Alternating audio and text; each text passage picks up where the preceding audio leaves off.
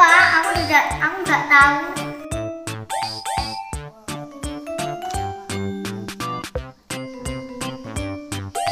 Kak, ambilin hapus. Kak, aku harus. Kak, jajannya juga.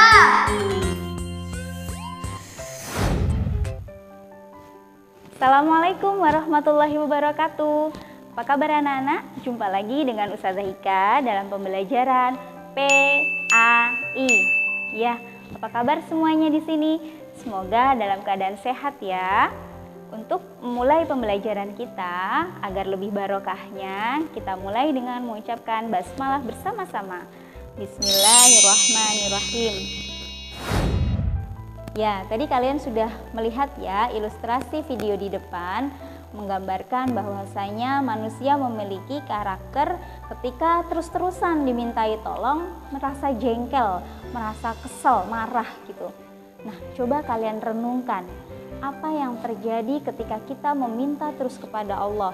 Ketika sholat kita berdoa kepada Allah, ketika sebelum makan kita pun meminta kepada Allah. Ketika mengalami kesulitan, kita pun menginginkan kebaikan. Allah tidak pernah yang namanya marah ketika terus-terusan dimintai tolong. Bahkan Allah akan marah ketika para hambanya tidak berserah diri, tidak meminta kepadanya.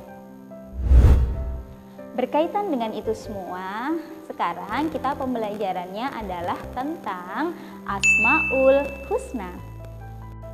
Untuk lebih jelasnya pembelajaran Asmaul Husna, mari kita simak video berikut ini. Allah memiliki 99 nama yang indah atau dikenal dengan sebutan Asmaul Husna.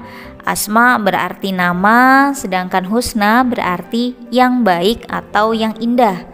Asmaul Husna artinya nama-nama yang baik dan indah yang menunjukkan keagungan Allah dengan segala sifatnya yang mulia. Orang yang pandai merenungkan makna-makna yang dikandungnya akan mendapatkan kebaikan dan keberkahan di dalam hidupnya. Dalam pembelajaran kali ini kita akan mempelajari Asmaul Husna, As-Samad, Al-Muqtadir, Al-Muqaddim, dan Al-Baqi. Untuk yang pertama yaitu As-Samad, Allah yang maha dibutuhkan. Allah adalah zat yang memiliki sifat As-Samad. Artinya semua makhluk bergantung hanya kepada Allah karena tidak ada yang mampu mengayomi semua kebutuhan makhluk-makhluknya kecuali Dia yang memiliki sifat kesempurnaan. Hal ini tercantum dalam surat Al-Ikhlas ayat 1 dan 2. A'udzu billahi minasyaitonir rajim. Bismillahirrahmanirrahim. Qul huwallahu ahad, Allahus samad. Artinya, katakanlah, dialah Allah yang Maha Esa. Allah adalah Tuhan yang bergantung kepadanya segala sesuatu. Allah Subhanahu wa Ta'ala adalah satu-satunya zat yang memenuhi seluruh kebutuhan makhluk. Contoh, ketika sakit, seseorang dianjurkan untuk berobat ke dokter. Hal ini merupakan usaha untuk mendapatkan kesembuhan. Akan tetapi, dokter dan obat hanyalah perantara, karena yang memberikan kesembuhan adalah Allah Subhanahu wa Ta'ala. Atau contoh yang lainnya, ketika kita masih kecil, kita tentu membutuhkan peran orang tua untuk membantu aktivitas kita. Ada lagi ketika kita berada di hutan, tidak ada seseorang pun di sana dan kita ternyata tersesat. Kita kembali semuanya kepada Allah. Kita membutuhkan Allah. Allah lah yang menunjukkan jalan keluar kepada kita semua. Yang kedua yaitu Al-Muqtadir, Maha Berkuasa. Kekuasaan Allah sangat sempurna dan tidak ada satu makhluk pun yang dapat menyainginya. Ketika Allah menghendaki sesuatu, ia pasti akan terjadi dan tidak ada yang mampu menghalanginya. Di tangan Allah lah kendali semua kekuasaan yang ada di langit dan di bumi. Pengetahuan dan kesanggupan kita sebagai manusia sangat terbatas, sedangkan ilmu dan kekuasaan Allah tak terbatas. Tidak sepantasnya kita takabur sehingga sok tahu dan sok kuasa. Sebaliknya, kita harus mengembalikan semua urusan kita kepada Allah Subhanahu wa taala. Oleh karena itu, apabila kita memiliki kekuasaan, tidak boleh untuk sombong, karena ada yang lebih berkuasa dan memiliki kekuasaan daripada kita, yaitu Allah Subhanahu wa taala.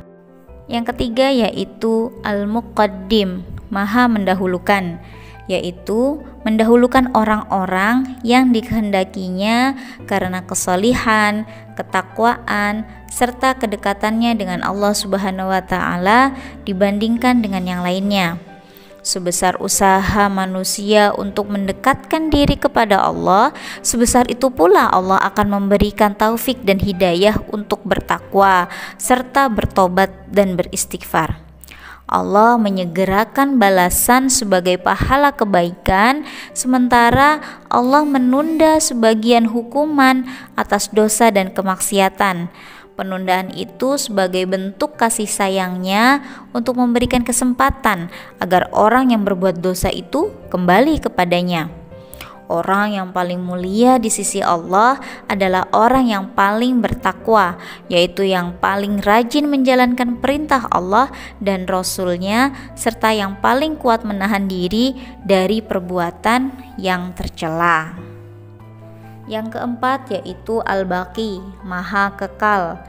Al-Baqi artinya Allah yang Maha Kekal. Semua makhluk ciptaan Allah adalah fana atau rusak, akan musnah. Anak-anak pernah lihat gambar seperti ini?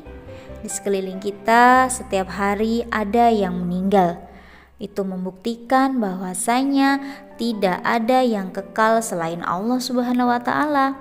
Hanya Allah lah zat yang maha kekal yang tidak akan mati. Oleh sebab itu, hendaknya kita bergantung hanya kepada Allah, zat yang maha kekal, dan jangan sekali-kali bergantung pada sesuatu yang bersifat sementara. Segala sesuatu yang bersifat sementara pasti ada proses, seperti manusia pada awalnya bayi, anak-anak, remaja, dewasa, tua, dan akhirnya mati.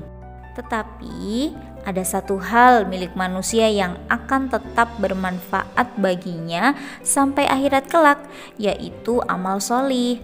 Amal kebaikan yang dilakukan di dunia akan menjadi pahala dan kenikmatan yang kekal abadi di akhirat nanti. Setiap amal solih yang diperbuat oleh manusia akan tetap abadi di sisi Allah dan bermanfaat di akhirat kelak. Nah, sekarang hikmah beriman kepada Allah dan sifat-sifatnya yang kita sudah bahas tadi ya. Yang pertama yaitu kita tidak merasa takut terhadap kesulitan dan kesusahan karena percaya jika Allah akan memberikan kemudahan. Yang kedua, selalu mendekatkan diri kepada Allah dengan cara rajin beribadah. Yang ketiga, terhindar dari sikap riya dan sombong. Keempat, selalu mendapatkan rahmat dan kebaikan dari Allah Subhanahu wa taala. Kelima, kita akan dicintai oleh Allah. Keenam, kita akan semakin giat dalam berusaha, belajar, dan bekerja. Ketujuh, kita akan menjadi sabar apabila ditimpa musibah. Dan yang kedelapan, hati kita akan merasa tenang, tentram karena selalu berzikir mengingat Allah Subhanahu wa taala. Demikianlah penjelasan dari Ustadzah untuk pembelajaran Asmaul Husna kali ini. Untuk tugasnya, kirimkan ke Ustadzah foto dengan 2 pilihan. Yang pertama, foto 2 contoh kegiatan yang menunjukkan hikmah beriman kepada Allah dan sifat-sifatnya, atau 2 kejadian yang menunjukkan Allah memiliki sifat Asmaul Husna, As-Samad, Al-Muqtadir, Al-Muqaddim, atau Al-Baqi. dari 2 foto tersebut kalian berikan penjelasannya juga ya. Demikian dari Ustazah, terima kasih. Ya anak-anak, bagaimana tadi penjelasan tentang Asmaul Husna? Sudah cukup jelas ya? Alhamdulillah jika cukup jelas. Mari kita tutup pembelajaran kita dengan mengucapkan hamdalah bersama-sama. Alhamdulillahirabbil alamin. Nah, sekian dari Ustazah. Terima kasih atas perhatiannya. Mohon maaf apabila ada kesalahan. Ustazah akhiri, wassalamualaikum warahmatullahi wabarakatuh.